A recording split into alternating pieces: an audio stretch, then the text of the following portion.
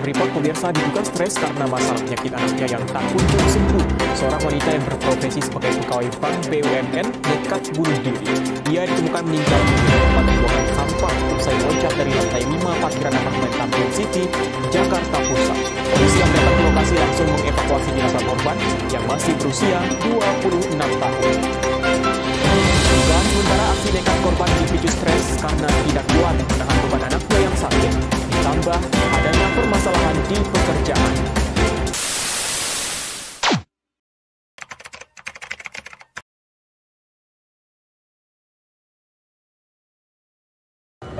Dalam dunia kerja, sering terjadi work-family conflict. Work-family conflict umum terjadi pada ibu-ibu karena mereka berperan penting di keluarganya, seperti mengatur urusan domestik dan mengurus anak. Sedangkan suami cenderung dituntut sebagai pencari nafkah. Namun, seiring berkembangnya zaman, pencari nafkah tidak hanya dari kalangan pria, melainkan juga wanita. Dengan demikian, wanita memegang dua peran penting berbeda hampir di saat bersamaan, atau sering disebut wanita karir. Menurut data BPS tahun 2022, terdapat 35,57% wanita mengambil peran sebagai pencari nafkah, di mana peran ganda tersebut dapat menyebabkan terjadinya work-family conflict. Work-family conflict merupakan konflik yang muncul ketika terjadi pertentangan dalam diri seseorang mengenai peran mereka di tempat kerja dan di keluarga.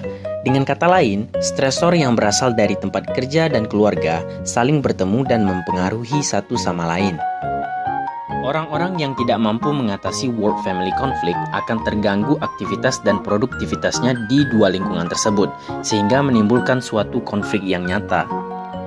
Terdapat beberapa aspek dari work-family conflict yang kedepannya disebut WFC, yaitu time-based conflict, merupakan konflik yang disebabkan oleh ketidakseimbangan waktu yang diberikan individu antara di tempat kerja dan keluarga. Misal, jika individu memiliki jam kerja berlebih, maka dia tidak memiliki waktu yang cukup untuk keluarganya. Kedua, ada strain-based conflict, di mana konflik yang muncul karena ketidakseimbangan tegangan atau tekanan yang diterima individu di salah satu kelompok sehingga berdampak negatif dan menimbulkan konflik di tempat lainnya. Misal, individu yang lelah mengurus rumah tangga akan berdampak pada kinerja di tempat ia bekerja. Terakhir, ada behavior-based conflict, yaitu konflik yang terjadi ketika pola perilaku tertentu dari individu diberikan tidak sesuai dengan pola perilaku dalam peran lainnya. Misal, ketika seorang ayah di rumah berperilaku lemah lembut kepada keluarganya, namun berperilaku kasar di tempat kerja. Ketika individu mengalami suatu masalah dalam pekerjaannya dan berdampak pada keluarga seperti mengalami ketidakpuasan hidup. Salah satu faktor yang membuat terjadinya work-family conflict ini adalah adanya ketidakseimbangan antara peran yang dijalankan di dalam keluarga dengan peran di tempat kerja. Di sini, kami akan menjelaskan bahwa work-family conflict memiliki faktor-faktor pemicu, yaitu pertama, faktor pekerjaan, yaitu bagaimana cara individu menjalankan perannya di tempat kerja. Faktor ini berkaitan dengan komitmen individu dalam bekerja. Jadi, work-family conflict ini terjadi ketika individu terlalu banyak menghabiskan waktu di tempat kerjanya, sehingga sulit untuk menjalankan peran lainnya. Yang kedua, faktor keluarga, yaitu lebih mengacu pada peran individu dalam menjalankan tugas sebagai orang tua seperti mengurus anak.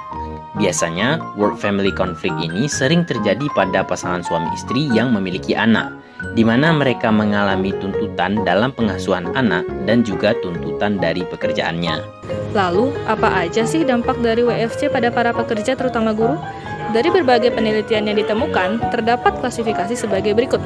Pertama, penurunan komitmen, di mana ini terjadi ketika individu sudah mulai tidak nyaman dengan lingkungan pekerjaannya saat ini dan melihat peluang yang lebih bagus di tempat kerja yang lain, atau individu tersebut akan melakukan kompromi kepada pihak institusi terkait permasalahan yang dirasakannya.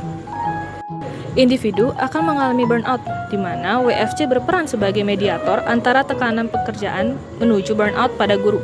Ini terjadi ketika individu mengalami stres yang terlalu tinggi dan tidak dapat dikelola dengan baik. Selanjutnya, individu akan mengalami kecemasan berlebih terkait kondisi fisik dan mental yang disebabkan karena beban yang melebihi kemampuannya. Terakhir, berkurangnya produktivitas pekerja. Stresor seperti lingkungan kerja yang toksik dan beban kerja berlebih tentu akan berdampak pada produktivitas seseorang, sehingga individu yang merasa tertekan pasti tidak akan fokus dalam bekerja. Secara garis besar, berbagai gejala yang muncul pada diri individu akan berdampak pada kualitas pendidikan yang diberikan guru kepada siswa. Dengan demikian, penting diadakannya upaya pencegahan terjadinya WFC pada guru-guru di sekolah. Kemudian, apa yang bisa dilakukan instansi untuk mengurangi work-family conflict? Yang pertama, membentuk lingkungan kerja yang sehat. Guru bisa saling sharing dan mendapat dukungan emosional dari rekan kerja lainnya. Lingkungan kerja yang baik tentu akan membantu mengurangi stresor yang didapat di tempat kerja. Yang kedua, mengalokasikan waktu kerja sesuai dengan kemampuan guru. Guru yang mempunyai anak kecil perlu memiliki waktu kerja yang lebih fleksibel karena lebih sulit untuk membagi waktu antara kewajiban di rumah dan sekolah. Yang ketiga, memfasilitasi guru untuk berkonsultasi terkait permasalahan yang dialami. Layanan bimbingan konseling kepada guru dapat membantu para guru tersebut mengorganisir masalah-masalah yang dimiliki dan membantu menemukan solusi serta dukungan untuk mengatasi masalah-masalah tersebut.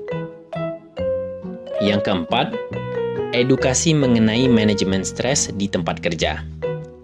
Suatu pelatihan atau seminar perlu diberikan kepada para guru untuk dapat membantu mereka mengetahui cara-cara yang efektif dalam mengalokasikan waktu dan prioritas mereka. Diberikan juga edukasi mengenai bagaimana cara mengelola stresor yang didapat di tempat kerja agar tidak mengganggu produktivitas dan kualitas pengajaran. Sekian video kita kali ini. See you next time and thanks for watching. And don't forget to like and share.